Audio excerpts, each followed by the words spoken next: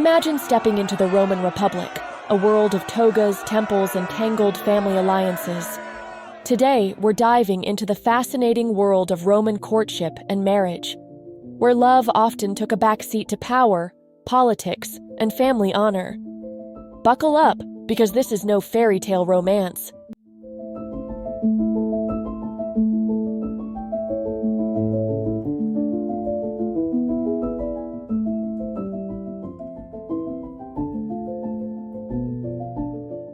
In the early Republic, marriage wasn't about candlelit dinners or swiping right. It was a strategic move, orchestrated by the paterfamilias, the iron-fisted head of the household. His goal? To forge alliances, secure wealth, or climb the social ladder. Romantic love? Nice if it happened, but not the main event. Families arranged matches to strengthen their position in Rome's cutthroat society.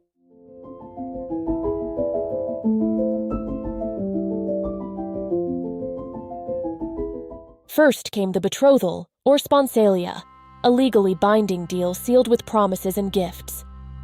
The groom might slip a ring onto the third finger of his bride-to-be's left hand. Yep, the Romans believed a vein.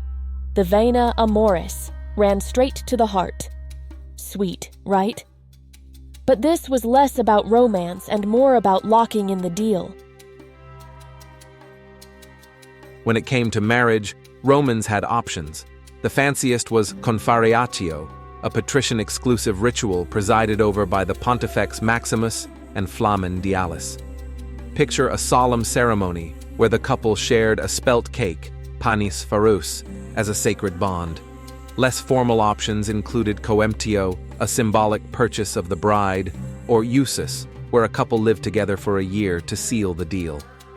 Now let's talk weddings. The bride was a vision in her tunica recta, a special white tunic woven on an upright loom, tied with a belt knotted in a Hercules knot for good luck. Over her head, a vibrant flame-colored veil, the flammeum, signaled her new role. The ceremony kicked off with priests taking auspices, reading the gods' will through bird flights or animal entrails. No divine approval, no wedding. The heart of the ceremony was the dextrarum iunctio, the joining of right hands, symbolizing unity. The bride would declare, Ubi tu Gaius, ego Gaia. Where you are Gaius, I am Gaia. Simple, powerful, and legally binding. Then came the deductio, a lively procession from her family's home to her husband's. The crowd shouted blessings, and sometimes bawdy songs, while the bride was carried over the threshold to avoid any bad luck stumbles. Most marriages were cum manu, meaning the bride passed into her husband's legal control, or his paterfamilias's. She became like a daughter in her new family, losing legal ties to her birth family and any inheritance rights. It was a big deal. Her identity shifted entirely. But not all marriages were cum manu.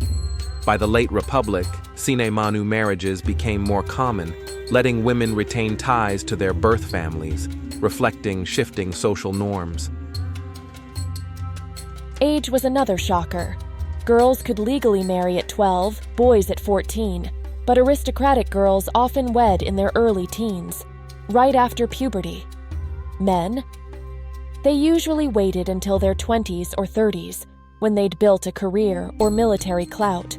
Imagine a 15-year-old bride marrying a grizzled 30-year-old senator. It wasn't about age compatibility. It was about securing the family's future. But don't think Roman women were just passive pawns. Once married, many wielded influence within the household.